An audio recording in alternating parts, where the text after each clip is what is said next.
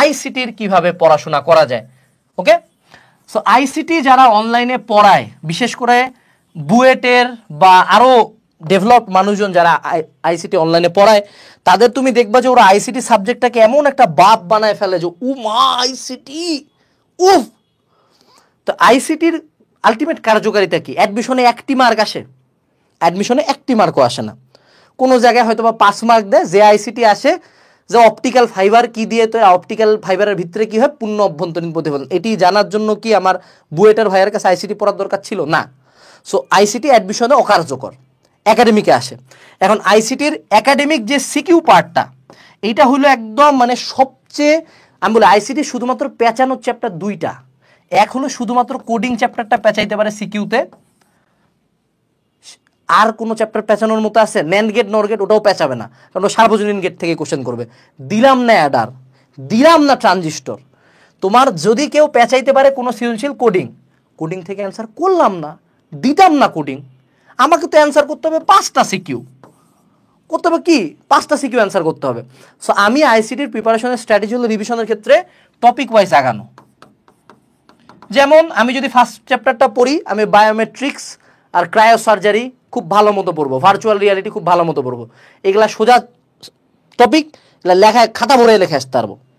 Second চ্যাপ্টারে যদি আসি, আমি ডাটা ট্রান্সমিশন মোড পড়বো, আমি টপোলজি পড়বো, কোন টপোলজি বেটার কোনটা খারাপ এটা তো বেসিক কমন সেন্স দিয়ে লেখা যায়।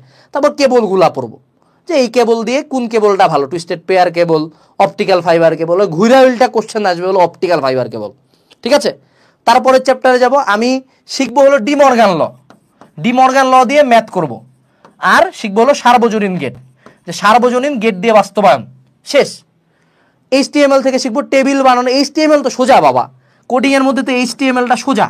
তুমি টেবিল বানানো শিখো, প্যারাগ্রাফ বানানো শিখো, দুটি পি দিয়ে কি লিখিবা পাবা না ভিতরে, তো সোজাই তো। তারপরে এবার আসলো কোডিং, কোডিংটাতে পেঁচানো যায়, কিন্তু কোডিংয়ের কোশ্চেনও মেজরিটি দেখবা ঘুরে উল্টা লুপের মধ্যে দিয়ে দিছে। তো কোডিং চাইলে অ্যান্সার করলো না, চাইলে করলো না। তারপরের চ্যাপ্টার থেকে তোমার আসবে হলো ডাটা টাইপ ডিটেকশন, যে কোনটা কী টাইপের ডাটা, কোনটা নিউমেরিক্যাল, কোনটা এই সেই হ্যান ত্যান। আর লাস্টে হলো সবচেয়ে বেশি যেটা আসে একটা সৃজনশীল থাকবে, সেটা হলো relation, 1 to 1, many to 1, many to many, relation শেষ। তো এই যে টপিকগুলো বললাম, আমরা আমাদের কোর্সে যেটা করব, এই টপিকগুলো টিচার প্রথমে বুঝাবে, দেন তোমাকে সিকিউ সলভ করাই দিবে। আর বাংলা কথা বলি ভাই, এই যে এই বইটা আইসিটি নোটস, এটা থেকে লেকচার শিট দিব। এই বইটা যদি কেউ কিনে পড়তে পারো, সৃজনশীল ডান। যদি কারো এই বই না কেনার ইচ্ছা থাকে, মেডিজি খুলো, মেডিজি থেকে প্রত্যেকটা চ্যাপ্টারের প্রথম 10টা সিকিউ পড়া শেষ। এখন যেটা নিয়ে চিন্তার বিষয়, সেটা হলো আইসিটি এমসিকিউ। এইটা নিয়ে ভাবি একটু। এখন ভাই আপনি আইসিটি এমসিকিউ পড়ায় দেন, আমাদের ক্লাসে ওই রিলেটেড আলোচনা থাকবে, কিন্তু আইসিটি এমসিকিউ যে পরিমাণে বাজে কোশ্চেন হচ্ছে লাস্ট কয়েক বছর ধরে, এইটার জন্য চিন্তার বিষয় আছে। সো এইটার জন্য প্রথমত মূল বই রিডিং পড়তে হবে।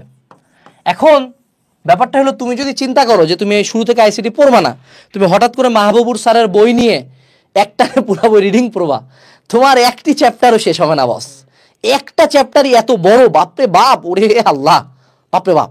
তো এই জন্য শুরু থেকেই আইসিটি পারলে রিডিং পড়ো, প্রতিদিন 2 পেজ, 10 পেজ, 4 পেজ, যত পেজ আগায় রিডিং পড়ো।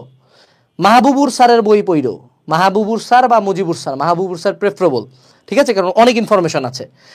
রিডিং পড়া একটা ওয়ে, আরেকটা যেটা ওয়ে হইলো এমসিকিউর জন্য এমসিকিউ সলভ করা। এখন গাইড কিনতে পারো, অথবা মাহবুবুর স্যারের বইয়ের অনুশীলনী, মুজিবুর স্যারের বইয়ের অনুশীলনী, আর তোমাদের যে বোর্ড বই আছে সেটার অনুশীলনী যদি সলভ করার চেষ্টা করো, পার চ্যাপ্টার তুমি 200 থেকে 250 এমসিকিউ পাবা, বাট তখন তোমার ব্রেনে একটা আইডিয়া চলে আসবে।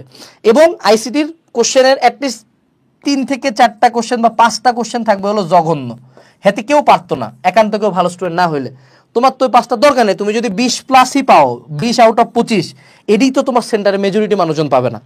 সো টার্গেট করবা যে যেগুলা 20, যেগুলো কমন কোশ্চেন, হ্যাঁ, যে কোন টপোলজিতে একটা কম্পিউটার নষ্ট হয়ে গেলে পুরা টপোলজি ভাঙ্গা পড়ে, সেটি হলো রিং। তো এই টাইপের জিনিসপাতিগুলা তোমাদেরকে জানতে হবে, এগুলা যে কোনো সোর্স থেকে এমসিকিউ সলভ করলে পারবা। আর আমাদের আইসিটি নোটস বইটাতে কিন্তু এই কিছু এমসিকিউ, ইম্পর্টেন্ট এমসিকিউগুলো দেওয়া আছে। সো এই ওভারঅল আমাদের আইসিটির কথাবার্তা। পার্সোনাল সাজেশন আবারও বলবো, ইংলিশ, বাংলা, আইসিটি টানে পড়ার চেষ্টা করিও না, এগুলা যেমন সোজা তেমন কঠিন। প্রতিদিন মাথাটাকে ঠান্ডা করার জন্য 2 থেকে 3 ঘন্টা রাখো, সপ্তাহে 2 দিন এইগুলা সাবজেক্ট রাখো, দেখবা হয়ে যাবে। আমাদের কোর্সটা এই জন্যই লঞ্চ করা, বিশেষ করে যারা আর্টস কমার্সের মানুষজন আছো, আমি তোমাকে আবারও সাবধান করতেছি, আইসিটি নিয়ে চিন্তা করিও। আমার আর্টস কমার্সের মানুষজনের সাথে পরিচিতি আছে, মেজরিটি মানুষজন এখানে পাস মার্ক তুলতে ফাটা যায়, কিন্তু সাবধান, মানে জিনিসটা একদমই ইজি না। তোমাদের জন্য এটা ইজি, সায়েন্সের পোলাপান পার হয়ে যাবে।